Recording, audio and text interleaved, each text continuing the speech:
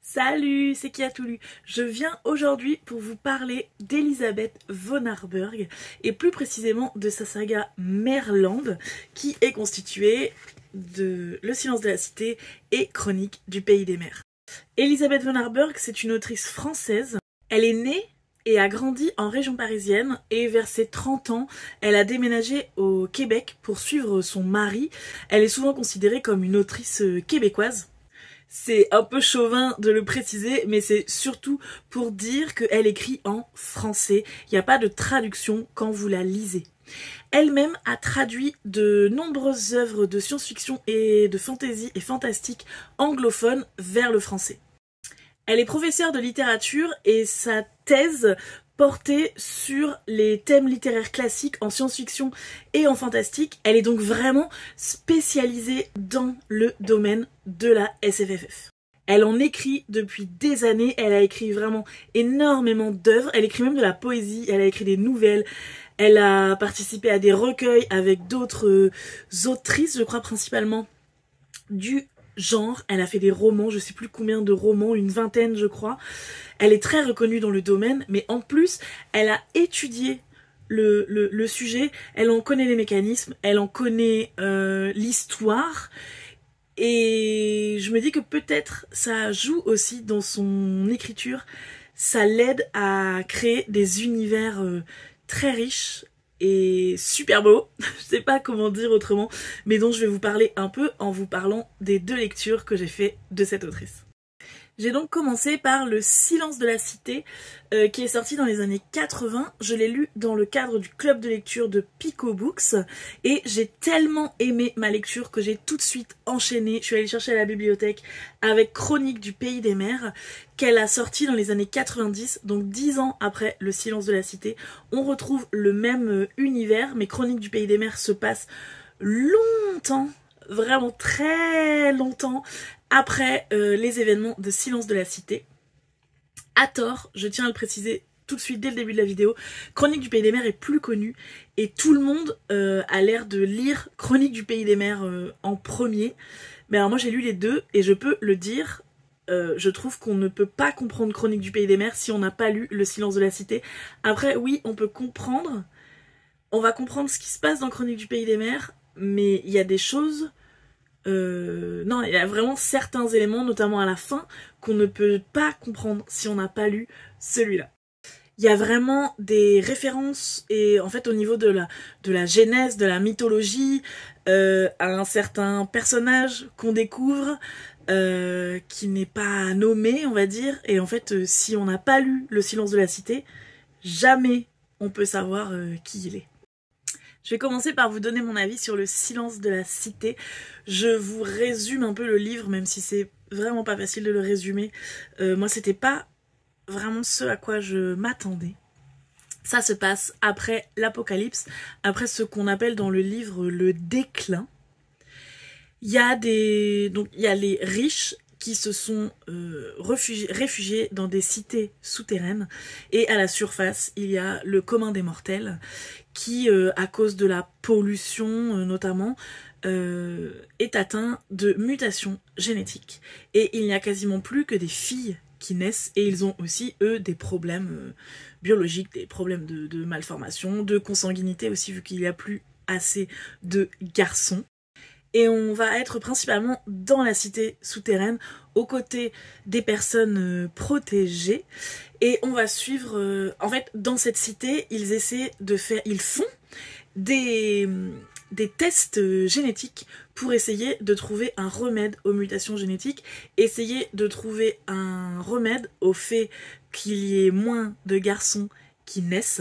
Et nous, on va suivre une petite fille qui s'appelle Elisa, et qui, elle, est apparemment peut-être un succès par rapport à ses recherches. Voilà, il y a quelque chose en elle qui est différent. Ça, je ne vous le spoile pas parce que ça a été vraiment incroyable de le découvrir.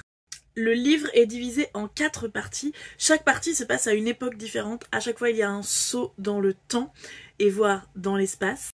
La première partie est sans doute la plus difficile, même pas sans doute, c'est la plus difficile parce qu'on arrive vraiment dans un univers qu'on ne connaît pas, qu'on ne comprend pas.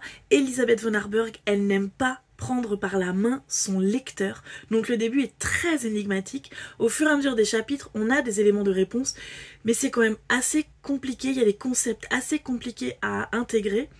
Et il faut quand même être attentif à la lecture, je le dis si vous n'êtes pas habitué à la science-fiction, si vous n'aimez pas les écritures un peu, déjà quand il y a un peu de philosophie, pas vraiment de la philosophie, mais ouais, il faut quand même avoir le cerveau reposé un peu pour comprendre les concepts, les allusions.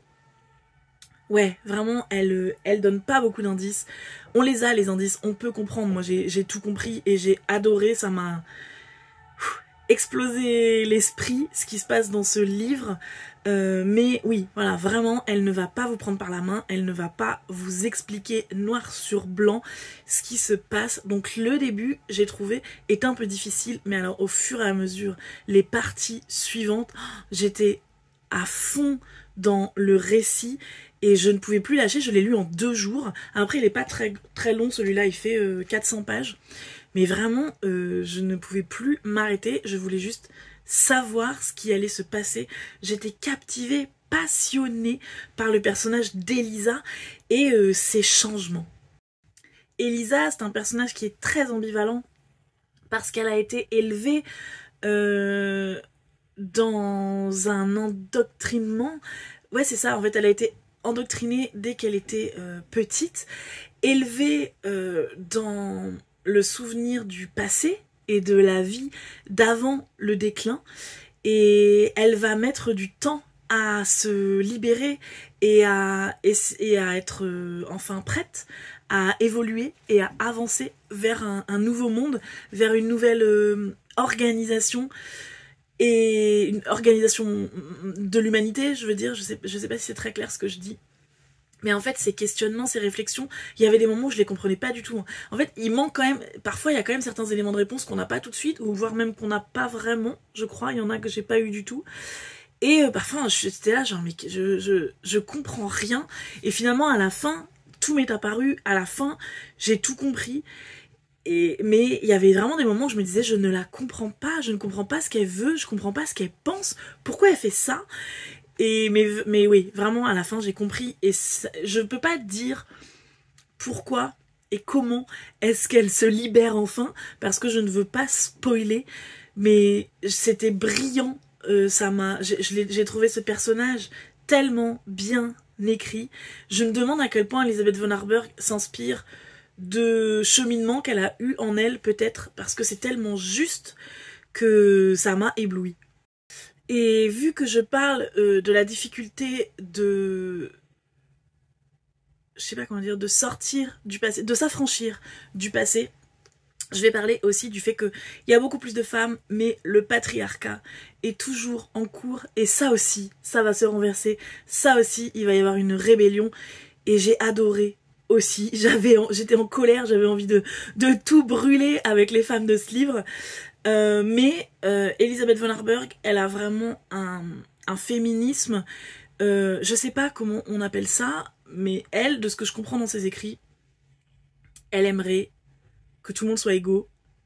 Elle ne veut pas qu'il y ait d'asservissement d'aucun côté. Et voilà, et ça va aboutir à ça. Il y a une notion de genre.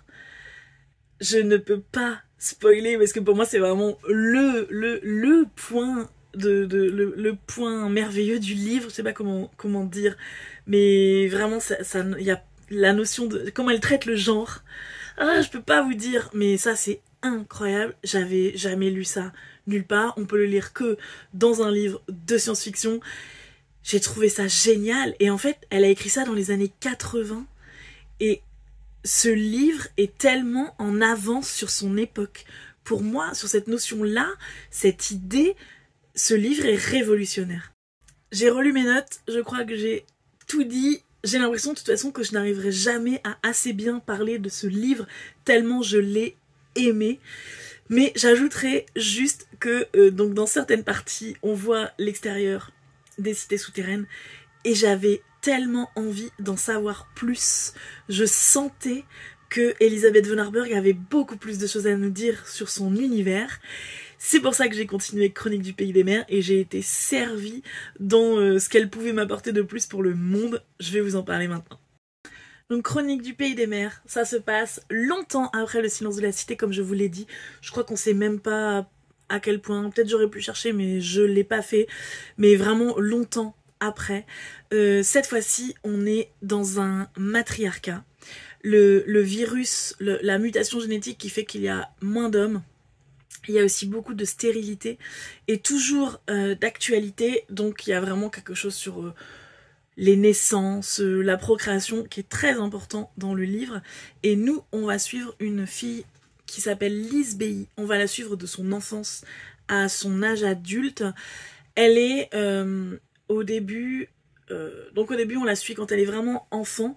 Ensuite elle est censée devenir un peu la chef de la ville où elle vit. Et ils vont découvrir qu'elle a elle-même une anomalie. Donc elle ne peut plus être chef et elle va décider d'enquêter. En fait, je suis en train de... Comme il y a des termes très particuliers dans le livre, je suis en train de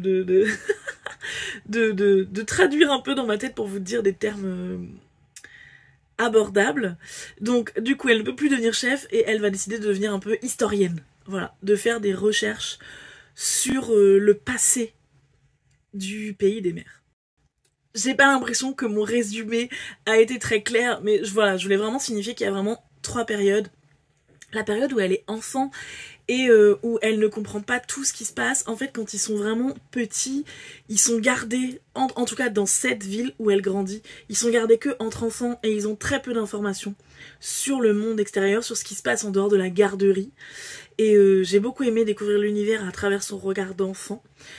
Ensuite, elle fait son éducation pour devenir, donc ils appellent ça mère, pour devenir mère de la cité où elle vit.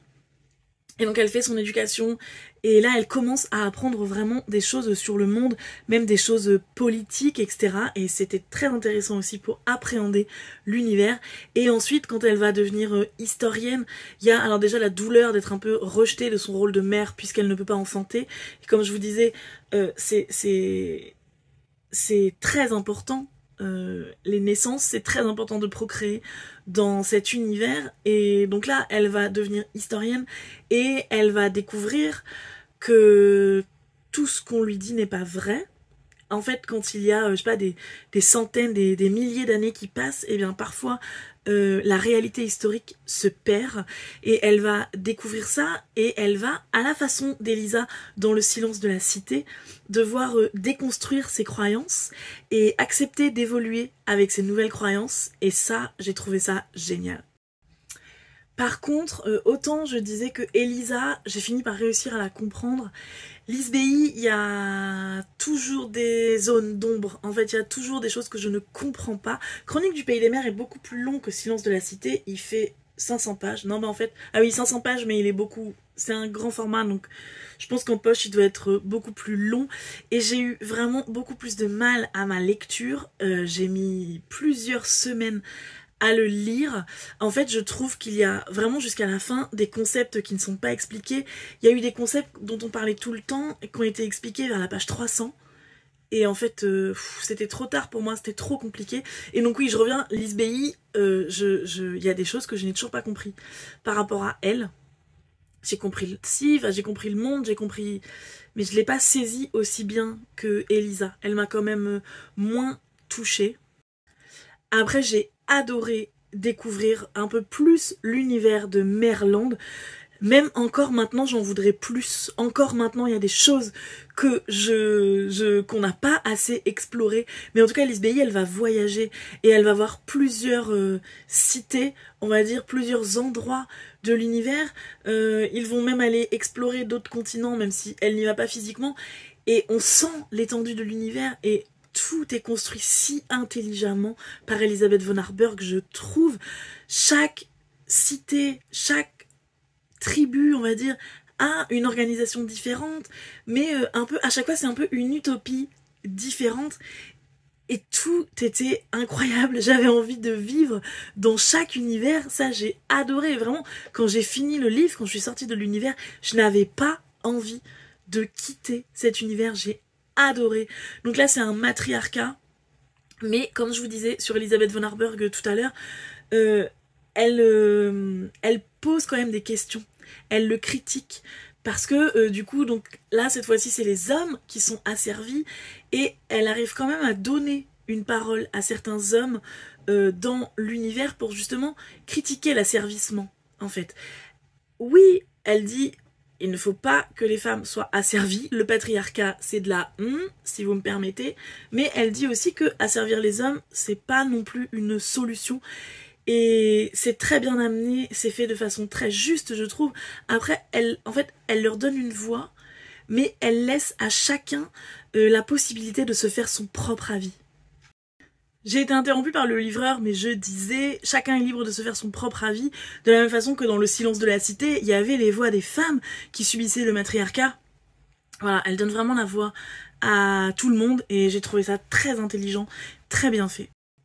Et j'ai aussi trouvé que Elisabeth von Harburg, à travers les critiques qu'il y a dans Chronique du pays des mers, critique aussi la société actuelle. Elle l'a écrit dans les années 90, donc évidemment, il y a des choses qui ont changé en 30 ans, mais comme pour Le silence de la cité, je le trouve vraiment en avance sur son temps. Enfin, je veux dire, dans les années 80 et 90, il y a beaucoup de science-fiction qu'on lit, c'était écrit par des hommes, et mon Dieu, quelle horreur!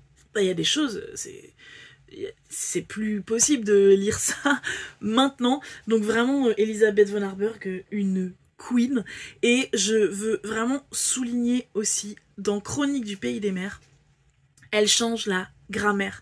Et je pense que c'est aussi ce qui a ralenti ma lecture, parce que mon cerveau endoctriné n'arrivait pas à intégrer ça pour lire de façon fluide. Elle féminise tout. Le féminin l'emporte sur tout. Et donc parfois elle disait, elle parlait ou elle a dit, elle rentre dans une pièce, et je me disais mais de qui elle parle? Et en fait elle parlait d'un homme. Génial, génial. Et vraiment mon cerveau, j'ai jamais réussi à m'y faire. Et voilà, je me dis bah non mais c'est tout, j'ai rien à dire, je pense que vous comprenez ce que je veux dire, et chacun peut se faire son propre avis, mais j'ai trouvé ça génial. Donc ce que je retiens de ces 2 tomes de Merland et de l'écriture d'Elisabeth von Harburg, c'est cette critique de la société, mais en laissant en même temps la possibilité à chacun de se faire son interprétation, d'avoir son opinion propre, cette modification de la grammaire que je trouve géniale, même si son écriture, je trouve, n'est pas très facile d'accès. Il y a vraiment des choses incroyables dans son écriture. Le fait que ça se passe dans un monde apocalyptique, où elle dit déjà que l'apocalypse est venu à cause des hommes, à cause de la pollution. Dans les années 80 déjà, elle le dit. Donc c'est aussi un pamphlet écologique. Et ces deux héroïnes magnifiques qui se transforment, qui découvrent la vérité sur leur monde, qui découvrent ce qu'on leur a toujours caché, consciemment ou pas, et qui sortent de l'endocrinement et qui évoluent, qui deviennent des personnes à part entière en sortant des carcans, en sortant de ce qu'on leur a toujours appris. Et ça, j'ai trouvé ça magnifique. Pour le moment, je n'ai lu que 2 titres de cette autrice. Donc en fait, au début, je m'étais dit que j'aimerais vous faire une vidéo sur elle, comme je vous avais fait une vidéo pour Barjavel. Mais là, comme j'ai lu seulement 2, j'aimerais en lire encore 1 ou 2 pour me faire un avis. Ce qui me fait le plus envie à lire ensuite d'elle, c'est la saga Tyrannael. Le tome 1 s'appelle Les rêves de la mer. Il y a 5 tomes dans cette saga, donc ça se passe sur une autre planète. Les humains ont colonisé les autres planètes parce que je pense qu'ils peuvent plus vivre sur la Terre, donc ils sont obligés d'aller sur les autres planètes. Et donc il y a une jeune fille qui va découvrir, essayer de, un peu comme Lise Bay, elle va essayer de découvrir le passé du monde, comment les humains sont arrivés sur cette planète. Et en même temps, il y a une mer qui va apparaître sur la planète, une mer qui va annihiler tout ce qu'elle touche. tout ce qui va sous l'eau est complètement annihilé. En tout cas, c'est ce que je comprends du résumé. J'ai très envie de découvrir ce que Elisabeth von Harburg a pu écrire sur ce thème. Si cette vidéo vous a plu, n'hésitez pas à la partager, n'hésitez pas à commenter, à liker, à me suivre si vous ne le faites toujours pas. Dites-moi en commentaire si vous avez déjà lu Elisabeth von Harburg, si vous avez envie de la lire. J'espère vous avoir donné envie. Dites-moi tout ce que vous voulez, ça me fera toujours plaisir d'avoir de vos nouvelles. Je vous dis à bientôt.